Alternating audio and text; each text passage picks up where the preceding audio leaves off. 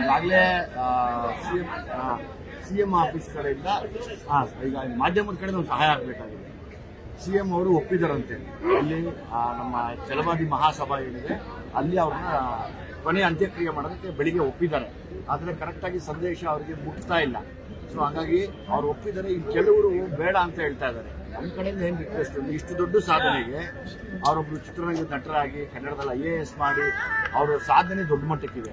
ಅವ್ರ ಊರಲ್ಲಿ ಹಾಕೋದು ದೊಡ್ಡ ವಿಷಯ ಅಲ್ಲ. ಆದರೆ ಇಲ್ಲಿ ಅವ್ರನ್ನ ಛಲವಾದಿ ಮಹಾಸಂಘದಲ್ಲಿ ಅವ್ರ ಅಂತ್ಯಕ್ರಿಯೆ ಮಾಡಬೇಕು ಅಂತ ನಾವು ಕೇಳ್ಕೊಂಡು ಆಲ್ರೆಡಿ ಛಲವಾದಿ ಮಹಾಸಂಘದ ಎಲ್ಲ ಹೋರಾಟಗಾರರು ರೆಡಿ ನಿಂತಿದ್ದಾರೆ. ಹಂಗಾಗಿ ತಾವು ತಮ್ಮಲ್ಲಿ ಮನವಿ ದಯಮಾಡಿ ಸಿಎಂ ಅವರು ಹಾಸನದಲ್ಲಿದ್ದಾರಂತೆ, ಈ ವಿಷಯ ನಾವು ಮುಟ್ಟಿಸಿ ಇದಕ್ಕೊಂದು ಒಳ್ಳೆ ಸಿಗ್ನಲ್ ಕೊಡ್ತೀರಂತ ನಾವೆಲ್ಲ ನಿಮ್ಮನ್ನು ಕೇಳ್ಕೊತಾ ಇದ್ದೀವಿ.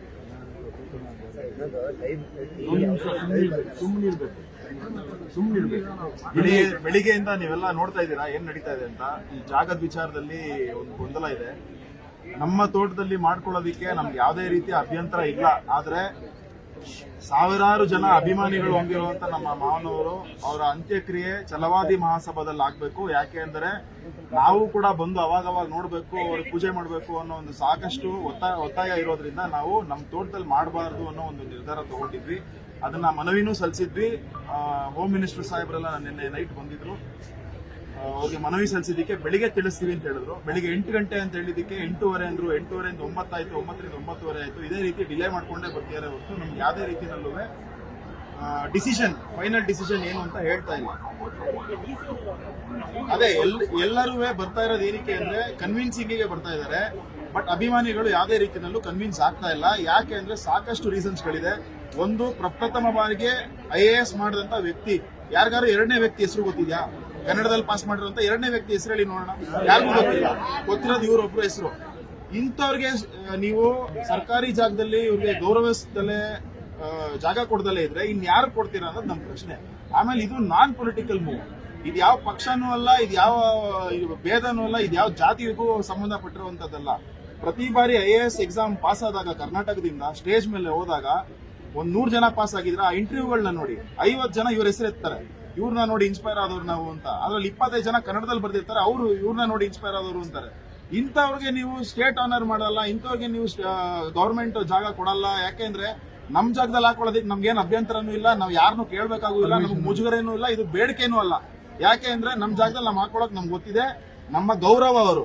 ಬಟ್ ನಮ್ ಜಾಗದಲ್ಲಿ ನಾವು ಹಾಕೊಂಡಾಗ ಏನ್ ಅಭಿಮಾನಿಗಳಿದ್ದಾರೆ ಅವ್ರು ನಮ್ ಜಾಗಕ್ಕೆ ಬರಕ್ಕಾಗಲ್ಲ. ಯಾಕೆಂದ್ರೆ ಇಟ್ಸ್ ಪ್ರೈವೇಟ್ ಪ್ರಾಪರ್ಟಿ. ನಮ್ ಪರ್ಮಿಷನ್ ತಗೊಂಡ್ ಬರ್ಬೇಕಾಗುತ್ತೆ ಪ್ರತಿ ಸಲ ಬರ್ಬೇಕಾದ್ರೆ ಅನ್ನೋ ಒಂದೇ ಒಂದು ರಿಕ್ವೆಸ್ಟ್ಗೋಸ್ಕರ ನಾವು ಅವ್ರನ್ನ ಒಂದು ಪಬ್ಲಿಕ್ ಜಾಗದಲ್ಲಿ, ಗವರ್ಮೆಂಟ್ ಜಾಗದಲ್ಲಿ ಅವ್ರಿಗೆ ಒಂದು ಜಾಗ ಕೊಡಿ ಅಂತ ಬೆಳಿಗ್ಗೆಯಿಂದ ಮನವಿ ಸಲ್ಲಿಸ್ತಾ ಇದೀವಿ. ಇಷ್ಟೊತ್ತಾರು ಮನವಿನ ಯಾವುದೇ ರೀತಿಯಲ್ಲಿ ಡಿಸಿಷನ್ ನೀಡಿಲ್ಲ. ನಾವು ಮಾನ್ಯ ಮುಖ್ಯಮಂತ್ರಿಗಳಲ್ಲಿ ಕೇಳ್ಕೊಳ್ಳೋದಿಷ್ಟೇನೆ, ಆದಷ್ಟು ಬೇಗ ಒಂದು ನಮಗೆ ಸೂಟಬಲ್ ಆಗುವಂತ ಡಿಸಿಷನ್, ಅಭಿಮಾನಿಗಳಿಗೆ ಸೂಟಬಲ್ ಆಗುವಂತ ಡಿಸಿಷನ್, ಕರ್ನಾಟಕಕ್ಕೆ ಸೂಟಬಲ್ ಆಗುವಂತ ಡಿಸಿಷನ್ ನಮಗೋಸ್ಕರ ನೀಡಿ ಓಕೆ ಮಾಡಿ ಅಂತ ಹೇಳಿದಾರಂತೆ. ಆದ್ರೆ ಇಲ್ಲಿ ಕೆಲವ್ರ ಕಡೆಯಿಂದ ಅದು ತಡೆ ಆಗ್ತಾ ಇದೆ. ಈಗ ಅವ್ರು ದೊಡ್ಡವರು ಅವರೇ ಕೊಟ್ಟ ಮೇಲೆ ನಾವು ನಿಮ್ಮಲ್ಲಿ ರಿಕ್ವೆಸ್ಟ್ ಮಾಡ್ತಾ ಇದೀವಿ, ದಯಮಾಡಿ ಈ ವಿಷಯನ ಮುಗಿಸಿ. ಇನ್ನೊಂದು ಅರ್ಧ ಗಂಟೆಯಲ್ಲಿ ನಿಮ್ಗೆ ಶಿಫಾರಸ್ ಬರುತ್ತೆ, ಆದೇಶದ ಶಿಫಾರಸು ಅಂತಂದು ಹೇಳ್ಬಿಟ್ಟು ಹೋದ್ರು DK ಸುರೇಶ್ ಅವರು. ಇಲ್ಲೇ ಬಂದು ಬೆಳಿಗ್ಗೆ 8:30 ನಡೀತಾ ಇದೆ. ರಾತ್ರಿ 5 ಜನ ಮಂತ್ರಿಗಳು ಆಶ್ವಾಸನೆ ಕೊಟ್ಟರು.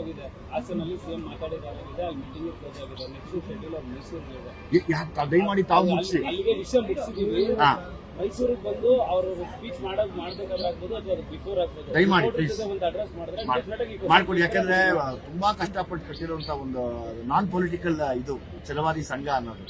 ಎಷ್ಟೋ ಜನ ಬಡವರ ಪರವಾಗಿ ನಿಂತಿದ್ದಾರೆ, ದಲಿತರು ಅನ್ನೋಕ್ಕಿಂತ ಹೆಚ್ಚಾಗಿ ಬಡವರ ಪರವಾಗಿ ನಿಂತು, ಶೋಷಿತರ ಪರವಾಗಿ ನಿಂತಂತ ದೊಡ್ಡ ಹೋರಾಟಗಾರರು. ಸೊ ಹಂಗಾಗಿ ನಂದು ಒಂದು ರಿಕ್ವೆಸ್ಟ್ ಇದೆ, ದಯಮಾಡಿ ಸಿಎಂ ಅವರಿಗೆ ಮನವಿ ಸಲ್ಲಿಸಿ ತಾವೆಲ್ಲ ಸೇರಿದ್ರೆ ಅವಕಾಶ ಮಾಡಿಕೊಟ್ರೆ ಇಲ್ಲೇ ಬ್ಯಾಂಗ್ಳೂರಲ್ಲೇ ಮಾಡ್ತೀವಿ. ಒಂದು ಸ್ಮಾರಕವಾಗಿ ಉಳ್ಕೊಳ್ಳುತ್ತೆ. ಎಷ್ಟೋ ಜನಕ್ಕೆ ಇನ್ಸ್ಪೈರ್ ಆಗುತ್ತೆ. IAS IPS ಮಾಡುವಂತ ಗಂಡು ಮಕ್ಕಳು ಹೆಣ್ಮಕ್ಳಾಗಿ ಒಂದು ದೊಡ್ಡ ಉದಾಹರಣೆ ಉಳ್ಕೊಳ್ಳುತ್ತೆ. ಇದು ನಿಮ್ಮಲ್ಲಿ ರಿಕ್ವೆಸ್ಟ್ ಮಾಡಕ್ ಬಂದಿದೆ ಸರ್. ಒಂದು ಟೆಕ್ನಿಕ್ ಇದರ ಪಾಸಿಬಲ್ ಇದೆ ಅಂತ ಅಂದ್ರೆ ನಿಮಗೆ ಮತ್ತು ಸಿದ್ದರಾಮಯ್ಯ ಅವರಿಗೆ ಒಂದು ಒಡನಾಟ ಇರೋ ಕಾರಣ ನೀವೇನಾದ್ರೂ ಅವ್ರ ಕಡೆಯವರಿಗೆ ಹೇಳ್ಬೋದಾ? ಇಲ್ಲ ಇಲ್ಲೇನಾಗತ್ತೆ, ಇದು ಮಾನ್ಯ ಮುಖ್ಯಮಂತ್ರಿಗಳ ನಿರ್ಧಾರ. ನಾನೊಬ್ಬ ಅವ್ರಿಗೆ ಅಭಿಮಾನಿ ಆಗಿರ್ಬೋದು. ಇಲ್ಲ ನಾನು ಸಲಹೆ ಕೊಡೋಷ್ಟು ದೊಡ್ಡವನಲ್ಲ, ನಾನು ಅಭಿಮಾನಿ ಆಗಿರೋದು. ನಂದು ಕೂಡ ಒಂದು ಕೋರಿಕೆ. ಯಾಕೆಂದ್ರೆ ನಾನು ಛಲವಾದಿ ಸಂಘ ಅವತ್ತಿಂದ ನೋಡಿದ್ದೀನಿ. ಯಾಕೆಂದ್ರೆ ನಾನು ಅವ್ರ ಜೊತೆ ಓಡಾಡಿದ್ದೀನಿ. ಅವ್ರದ್ದು ಏನೇ ಆಗಿಲ್ಲ, ಪೊಲಿಟಿಕಲ್ ಕೆತ್ತಿಟ್ಬಿಡೋಣ, ಅವರು ಬಡವ್ರನ್ನ ನೋಡ್ತಾ ಇದ್ದಿದ್ದ ರೀತಿ ಅದು ತುಂಬಾ ದೊಡ್ಡ ವಿಷಯ. ಸೊ ಈಗ ಸಮಯ ಏನೋ ಅಲ್ಲ ಅನ್ಸುತ್ತೆ ನಾನು ಮಾತಾಡೋದು. ಸೊ ಹಂಗಾಗಿ ನಾನು ಒಬ್ಬ ಪ್ರಜೆಯಾಗಿ ದೊಡ್ಡ ಸಾಧಕರಿಗೆ ಅಲ್ಲೊಂದು ಸ್ಥಳ ಮಾಡ್ಕೊಡಿ ಅಂತ ಕೇಳ್ತಾ ಇದ್ದೀನಿ. ತಾವು ದಯಮಾಡಿ ಮುಗಿಸಿ ಆ ವಿಷಯ. ಸರ್ಕಾರಕ್ಕೆ ಮಾಡಕ್ ಆಗದಿರುವಂತ ಕೆಲಸ ಯಾವುದೂ ಇಲ್ಲ. ಸೊ ಹಾಗಾಗಿ ಇದೊಂದು ಮನವಿನ ಕುಟುಂಬದ ಪರವಾಗಿ ಮಾಡ್ಕೊಡ್ಬೇಕು ಅಂತ ಮಾಧ್ಯಮ ಮಿತ್ರರಿಗೂ ಕೇಳ್ಕೊತೀನಿ. ಆದಷ್ಟು ಬೇಗ ಅವ್ರಿಗೆ ತಲುಪಿಸಿ ಅವ್ರ ಕಡೆಯಿಂದ ನಮ್ಗೊಂದು ಡಿಸಿಷನ್ ಬರುವಂಗೆ ಮಾಡ್ಕೊಡಿ. ತಾವು ಮಾಡ್ಕೊಟ್ರೆ ಕೆಲಸ. ಯಾಕೆಂದ್ರೆ ಬೆಳಿಗ್ಗೆಯಿಂದ ಕೇಳಿದವರೆಲ್ಲ ಅರ್ಧ ಗಂಟೆ ಅಂದಿದ್ದಾರೆ. ಆಮೇಲೆ ಇದರಲ್ಲಿ